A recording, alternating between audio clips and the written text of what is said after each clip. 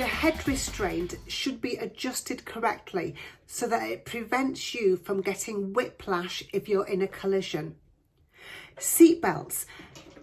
When seatbelts are fitted to your vehicle, you must wear it unless you're medically exempt from wearing it. People making deliveries in goods vehicles are exempt from wearing a seatbelt when they're travelling less than 50 metres. And you can legally remove your seatbelt when you're reversing, but don't forget to put it on again when you're going to be driving forwards. You must make sure that your mirrors and your windows are clean before setting off on your journey, and that your mirrors are correctly adjusted. Power assisted steering operates when the vehicle is actually running. If a fault develops, it will become much harder to turn the steering wheel. You mustn't attempt to drive the vehicle if there is a fault with your power assisted steering. If you're going to travel a long distance, you should give yourself plenty of time for your journey. There could be problems that you don't expect, like punctures or breakdowns or roadworks or accidents. You'll feel less stressed and less inclined to take risks if you're feeling relaxed about your journey. Driving in traffic needs 100% concentration. You need to especially keep your speed down when you're driving through areas where there's lots of pedestrians. Remember that pedestrians can be hidden by parked cars, so expect them to be stepping out in front of you between parked cars. You need to be especially aware that when you drive close to the curb, your left door mirror, your near side mirror, could hit a pedestrian. If you see pedestrians walking on the pavement close to the road, make sure that you leave them enough room.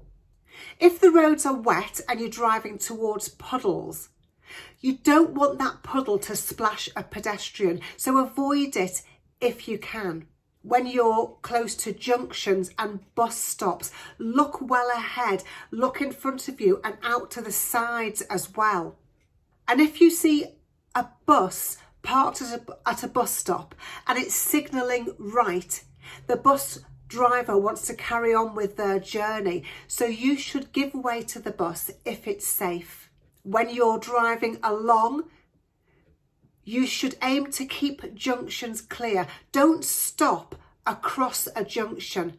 That will not allow people to drive in or out of the junction. So keep junctions clear.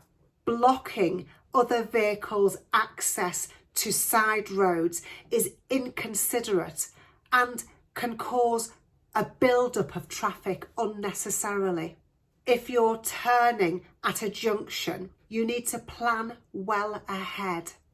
If you're in a long vehicle, you may need to move out to the right before you turn left.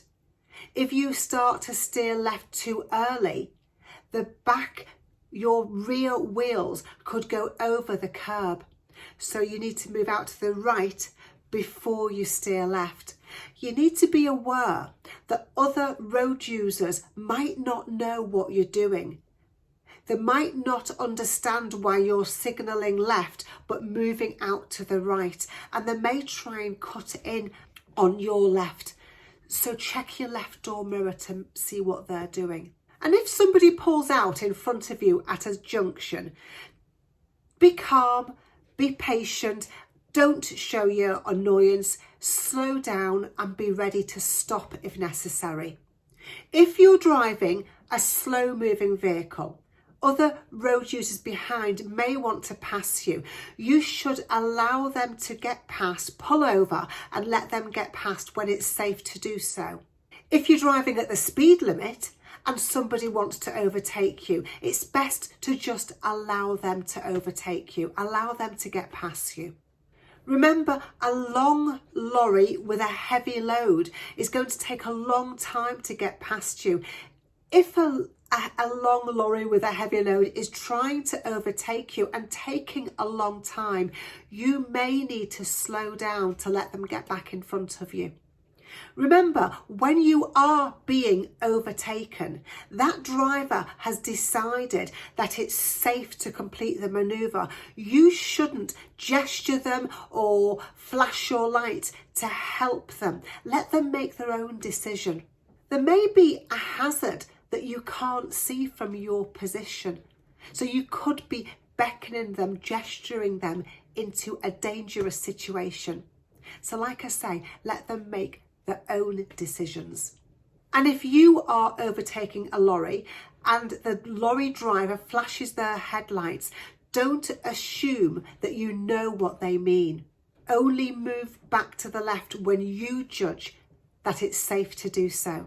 When you're turning right on a dual carriageway, you need to look at the gap in the centre of the dual carriageway and judge whether you can fit into that gap. If you can't fit into the gap, you need to wait until the traffic is clear from the right and from the left before you turn right, because you won't be able to wait in the middle of the dual carriageway. If you're driving a long vehicle, you will not have a big enough gap in the centre of a dual carriageway. If it's really busy, you should consider turning left and then finding another way to turn round to get back onto the road that you want, the way you want to be travelling.